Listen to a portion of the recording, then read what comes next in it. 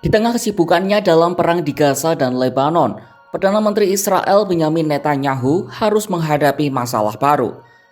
Ini bukan soal ancaman Iran atau proksinya atau apapun yang berhubungan dengan perang. Mari kita kesampingkan dulu soal perang multifront yang sedang dihadapi oleh Israel Defense Force atau IDF. Benyamin Netanyahu dihadapkan pada masalah hukum di negaranya sendiri. Dalam hal ini adalah dugaan korupsi yang menjeratnya. Dan kini Netanyahu tak bisa kabur lagi dari meja hijau pengadilan. 2 Desember 2024 akan jadi penantian atas kasus korupsi Netanyahu.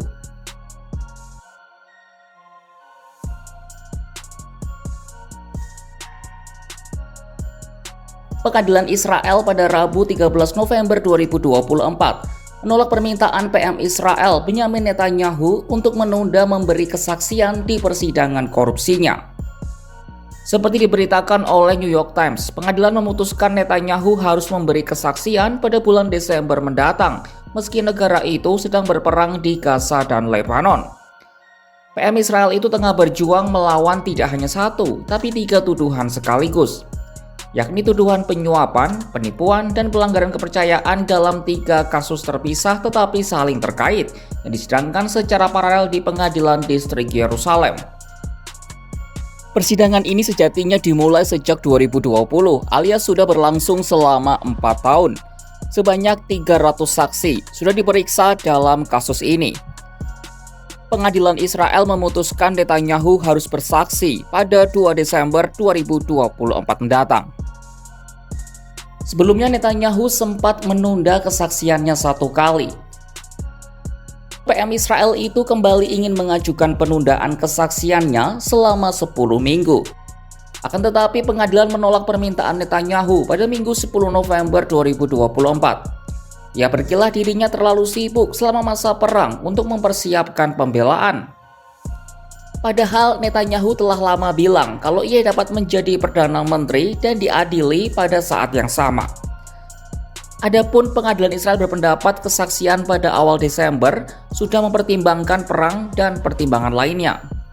Jaksa penuntut negara dan Jaksa Agung Israel berpendapat penundaan lebih lanjut akan bertentangan dengan kepentingan publik agar sidang dapat segera berakhir. Hal ini sesuai dengan prinsip persamaan di depan hukum. Di lain sisi, pengacara Netanyahu tidak segera menanggapi permintaan komentar. Juru bicara Netanyahu juga menolak berkomentar.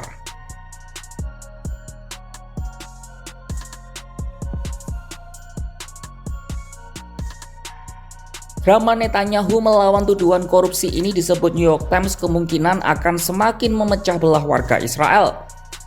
Sebab selama ini keadaannya memang begitu.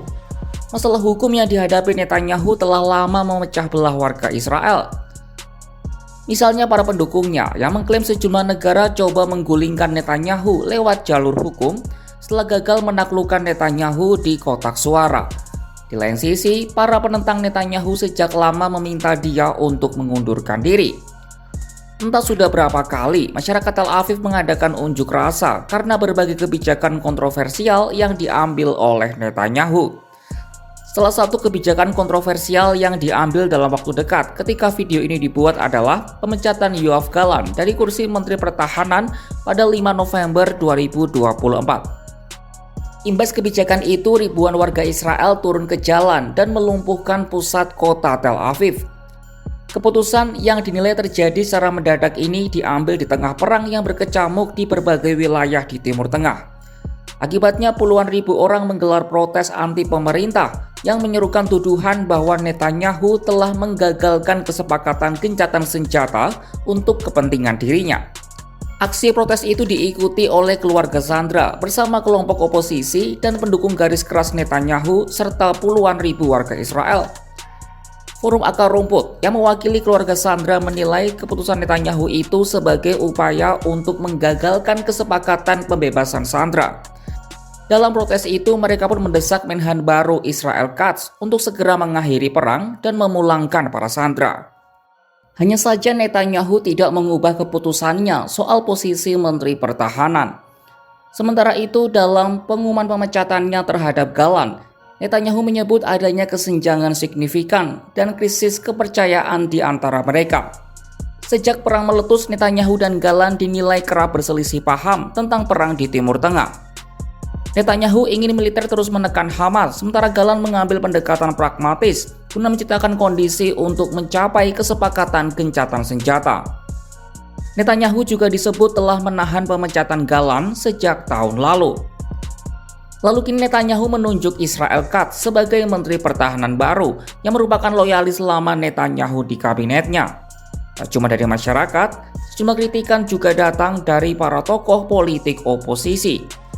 Salah satunya adalah pemimpin oposisi Yair Lapid saat berbicara di parlemen Israel pada Rabu 6 November 2024. Ia menyebut Netanyahu tidak layak memimpin Israel. Tak cuma sampai di situ, Lapid juga bilang bahwa Netanyahu sudah tidak dipercaya oleh siapapun, baik itu oleh rakyat Israel maupun prajurit-prajurit Israel. נתניהו לא כשיר. הוא לא יכול להוביל את ישראל בזמן מלחמה. הלוחמים שלנו לא יכולים לסמוך עליו. אזרחי ישראל לא יכולים לסמוך עליו. אתמול ראתה כל מדינת ישראל. הייתה לו הברירה בין החרפה למלחמה, והוא בחר בחרפה. Adapun Perdana Menteri Israel itu juga dituding berusaha memperpanjang perang untuk mempertahankan kekuasaan dan mencegahnya dijebloskan ke penjara. Netanyahu kini tak hanya dipusingkan soal perang, tapi juga persoalan hukum yang menjeratnya. Ia dituding tak hanya melakukan satu, tapi 3 kejahatan sekaligus, yakni tuduhan penyuapan, penipuan, dan pelanggaran kepercayaan dalam 3 kasus terpisah tetapi saling terkait. Dari pihak pengadilan Israel memutuskan PM Israel itu harus bersaksi, meski Netanyahu berusaha menghindar dengan alasan sibuk perang. Apakah Netanyahu pada akhirnya benar akan bersaksi di meja hijau pengadilan Israel?